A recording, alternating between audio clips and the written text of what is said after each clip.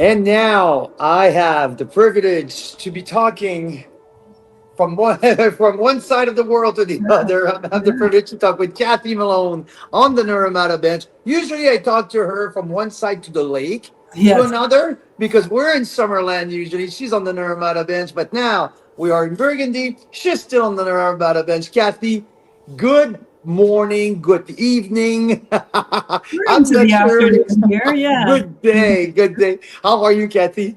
I'm great. Great. Good. That's great to talk to you. Thanks for being here. Thanks for chatting with us. So let's talk a little bit here, okay? But first and foremost, how's the spring is going for you? Because Mhm. now, I mean, spring is well. We're in the summer month almost. Flowering, bud Yeah. grape, all of that good stuff. Yeah. How's the spring for you at Hillside? That was good. We just finished flowering. Both bud break and bloom, I thought were on track to be sort of record early. And but what ended up happening is both were on our record. So my earliest bud break is recorded as April 22nd, which I like because that's Earth Day. There could be a Yeah. little bit of bias in there. But I thought it was going to be, 3 to 5 days earlier, but no, it ended up being the same. And then again, because we've had so much unusual heat this spring, I expected bloom to be the same. And again, it was right on my earliest of May 31st. And then that unusual heat, like we were into the 30s even, um, that has ended, and the temperatures now are around the average and maybe a little bit lower. So around 20 degrees, and so it'll Things be have slowed interesting to down, right? yeah, it'll be interesting to see. Everyone was saying, "Oh no, we're going to be harvesting in August," but yeah, only time will tell, really. But the one thing I've noticed from bloom is that we have almost perfect set. Oh, wow. There's like I'm not getting any shot berries because we're at shatter, right? So that's when the berries that aren't fertilized during bloom fall off the bunches, and that's not happening, which is really unusual. I don't know. I'm not sure what it means. Hope it's good. Let's hope it means something good. So yeah, and we've had some rain, which we need. The area needs it because we're in a drought, and we're always worried about possibility of fires and that sort of thing. So yeah, things are looking great right now.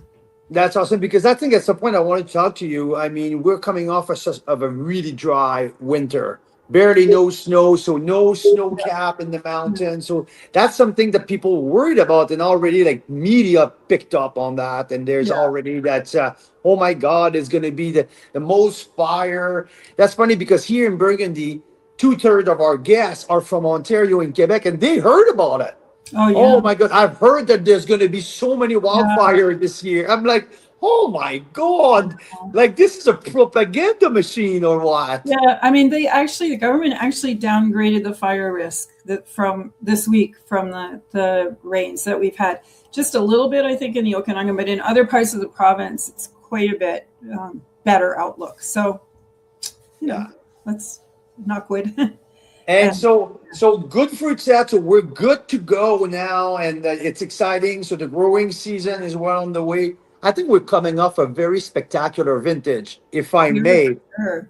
For sure we are. And so we really don't know what's going to happen from here. I mean, often it was a high yielding vintage, Yeah. and often then it kind of seesaws, right? If you have a really big yielding year, then you might have a lower yielding year. But we had a big yielding year because the year before That was was gap nothing. year. The It was vines, nothing. they didn't have any fruit at all. So, and we've never had this situation before. So we don't really know what to expect from this year. I think it will be another really good year. Honestly, I do. I think the vines are still super healthy from having their gap year, Yeah. and that gap year and then last year were our best growing seasons, our highest heat units, without like spikes, without weird heat domes and that sort of Hmm. thing. The winter was really mild, so I think it's going to be great. Awesome. Oh, Hey, we're all ready for that. We are all ready for I that. So know. for people who don't know Hillside too much, before we talk about the wine, let's talk about the from the beginning in the 80s, because Hillside is one of the, let's say, the original wineries of the Naramata bench, if I may call that original. uh, the portfolio, the grape, the planting at the beginning were something a little bit different. It was Mhm. not what we're used to these days. So can you please take us back when Vera and her husband Mhm. came from the Eastern Bloc of Europe and established on the Naramata bench? Yeah. We're actually really proud of our history here at Hillside, and if you come for a tasting, you're going to hear a lot about our history.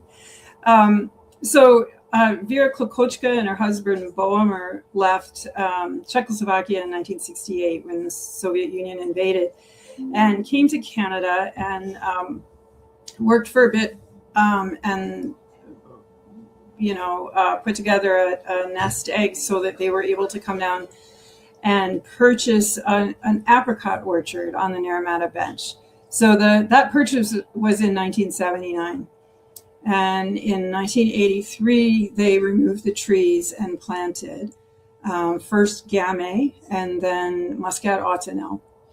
Um, Gamay, I've asked Vera recently what the motivation was for the Gamay, and it was she was looking for something that was did well in a cooler climate, was earlier ripening, which I haven't actually found that it's earlier ripening, but and she actually really liked Beaujolais Nouveau. But Ah, Beaujolais, I mean, who doesn't love Beaujolais wine, right?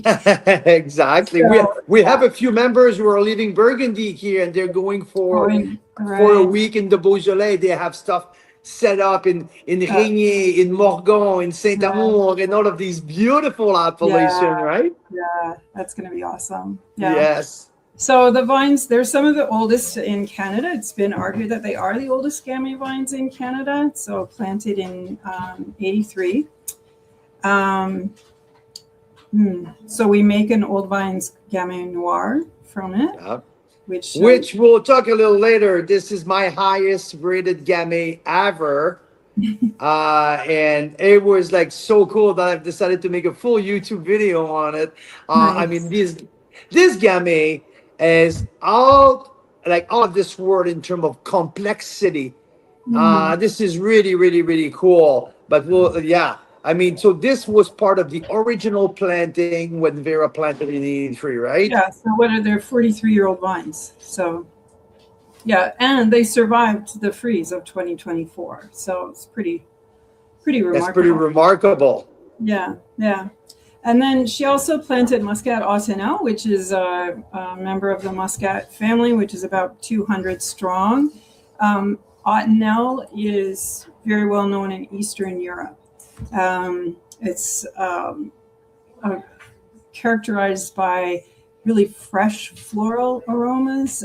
So different from a lot of the muscats that can be kind of heavy, perfumey, Hmm. and often finish very sweet. The Ottonel is bright and fresh and dry and really, really nice. The story is Vera knew a fellow with a backyard vineyard, and she thought maybe this was Muscat Ottonel, which she knew from her time in Czechoslovakia. And so she took cuttings and planted and, propagated from that. And years later, the research station in Summerland was able to confirm that it is Muscat Ottonel. So that's pretty cool. Again, the original planting are 43-year-old vines. So yeah. This is really cool, and we have some very good tie here with Muscat Ottonel because, as I already told you, like it's Mira's favorite wine Yeah, because, I mean, she's originally from Romania, and her mom is exactly. originally from Hungary, which she Right. grew up on a Muscat Ottonel vineyard. Oh So, yeah, that's amazing. yeah, this is the favorite. This is the family wine. Every time we go to Yeah, Victoria, we need to bring a couple of bottle of yeah. Muscat Ottonel, and another cool fact is we're starting to do more international trip. And Mira said, Carl, can we put together a trip to go to Romania and Hungary and bring members with us? So we have for next year in 2027 in the fall a trip. We already have 6 of our members who are here with us here. We're going to come with us to Romania and Hungary Oh, cool. to do some wine touring, and they have a Muscat Ottonel is something very strong in that area. So Yeah. Oh, that's cool. that would be fun to bring some Hillside Muscat Ottonel with us. Yeah, it would. I mean, the Vienna wine competition, Muscat Ottonel has its own category, so it's like Chardonnay for them, right? Yeah, I know, right? And years ago, I looked into entering because I think that would be super cool. It's really expensive to get it over there, so yeah, we didn't do that. Hey, you know what? I'll bring the samples next year when I'm coming. So yeah. Okay, so that was in '83, and she was part of a something that's really revolutionized the BC wine industry, if I may say. Yeah. So Vera, they planted the vines and became grape growers. But at that time, the way the licensing worked, there was a commercial license and there was an estate license. I think that you had to have 35 acres or something to be an estate winery, right? So there was no way from a grower to make wine and sell it from their cellar door, right? So there was no garagiste, right? The law didn't allow it, and Vera knew a lot of growers and she had tasted a lot of their wines. And so she became one of the champions of the cause to create a license for farm gate sales, right? So there's a lot of stories in and around that. But she, along with Gunter Lang, who's also on the Naramata bench, and Adolf Kruger, who started Wild Goose Vineyards, lobbied the BC government and achieved a farm gate license. Now it's called a land-based license, and they received the first 3 licenses in 1989. So BC went from having 13 wineries to I think it's close to 400 now across the province and on the island, which means it's a wine touring region, right? Absolutely. I mean, for 13 wineries, that's not a wine touring region. But now, for instance, on the Naramata bench, there's 44 licensed wineries. Like you could spend a week just on the Naramata bench touring wineries, right? So, we're super proud of her. The Wine Growers BC gave her an award, I think in 2018. What a lifetime achievement award, I guess they call it. But yeah, that's pretty cool. Pretty cool. And tell me a bit more about the building, because the building of the winery, it's really unique as well. Something that I definitely haven't seen here in Europe. It's definitely something unique on the bench and in the entire Okanagan. So where's that design is from? Yeah, so the building that now exists was built around what had been the old farmhouse from the apricot orchard, and Vera's first sort of wine shop and cellar were in that house, right? And then when Vera sold in '95, the current building was started. It was designed by a local architect who also designed Burrowing Owl and Red Rooster, which are very different. Very different. And he based the design on a French grits mill, but he used post and beam architecture. And several years ago, a geography professor from UBC Okanagan contacted me because she was bringing a tour from her. She teaches a class in winery architecture and I sort of sat in on the tour, and she said, and she has since written this in textbooks, that Hillside reflects the history of BC more than any other winery in BC, right? The other wineries reflect the history of Tuscany, that those sorts of designs. Whereas, with the post and beam, and it's a metal roof, and in some of the historic sites around BC, you'll see very similar buildings. And so, yeah, it's super cool. We're very proud of it. Really, really, really cool. And so that's for now. You guys are sitting on a very special terroir, a terroir that you've been working with for a very long time and that you know inside out. So let's talk about the Naramata bench. Oh, okay. Don't shake your head. Don't be too humble. I was talking, I'm here with Richard De Silva, which is on the bench with you. We're in France. And he Mhm. was mentioning to me that no one knows the bench like Kathy Malone. Oh, yeah. So that was that's exactly what he was saying. So Kathy, what makes the bench so special to your opinion?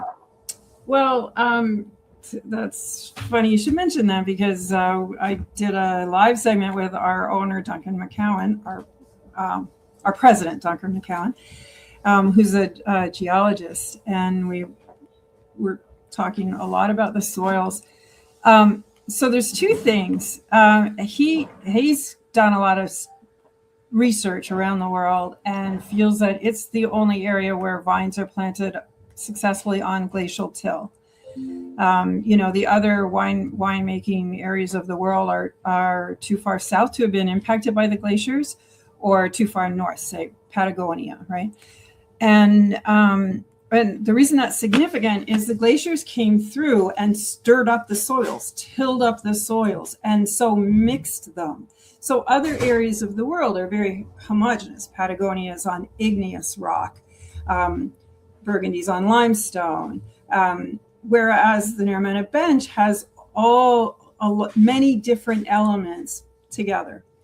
Patches, different patches at different places, right? The moraine that got left behind. Yeah. And then on top of that, during the last glacial age, about 12,000 years ago, an ice dam formed at McIntyre Bluff, which is the north end of Oliver, and flooded the lake to one lake system. So Okanagan Lake, Skaha Lake, Vaso Lake became one large glacial lake, Okanagan. And the shoreline was the Naramata bench, Naramata Road, actually. So the soils below Naramata Road are quite different from above Naramata Road, because below the road, those were lake bottom soils. So silts and clays, and still are, right? And above the road is, this like granites and the glacial till.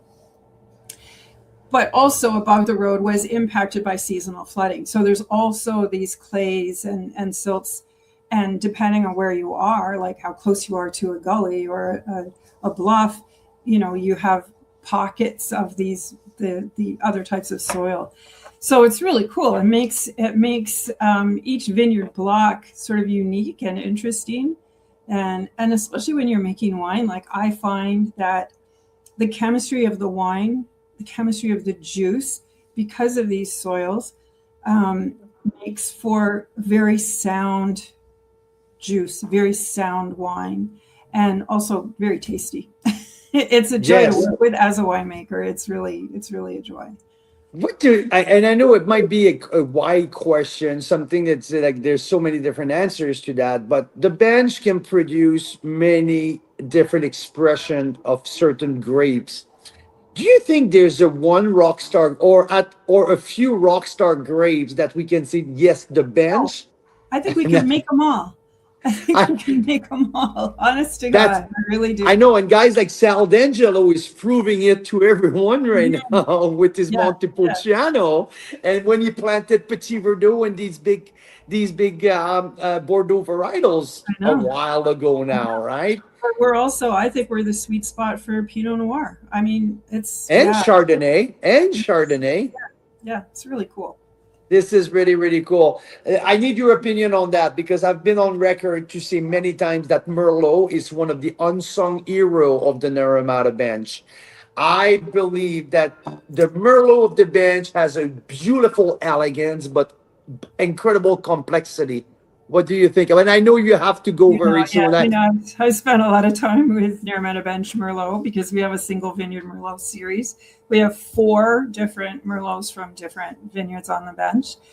And yeah, but you know what? I think Merlot is the unsung hero of BC.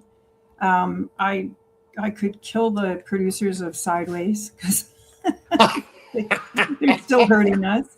I mean, Merlot is a lovely grape. It's lovely to work with. If it's grown well, it's very sort of forgiving and yummy. It's just yummy. Like, I don't know why we need to turn our noses up on it. But as you say, depending on where it's grown, there can be really interesting complexity in the wine. And yeah, Unsung Hero, that's a good title. There you go. I know, Kathy, you have a hard stop. We got to let you go. We have so much more we got to talk about. So Yeah. we'll catch up a little later. On my side, I will post our tasting notes and our scores are coming up soon. And we're so happy to have you with us and your team, Hillside Estate on the Naramata Bench, all week here, well, all for the next 2 weeks at Carl's Wine Club. So, Kathy, thanks for being here. I'll gotta let you go. Yeah, you take care. Enjoy the rest of your time there. I know it's almost over. People are leaving tomorrow, so I have to go scouting in Hungary Have fun. and Romania now. Nice. Have fun. thank, thank Okay. you, Kathy. Take care. Bye bye. Bye.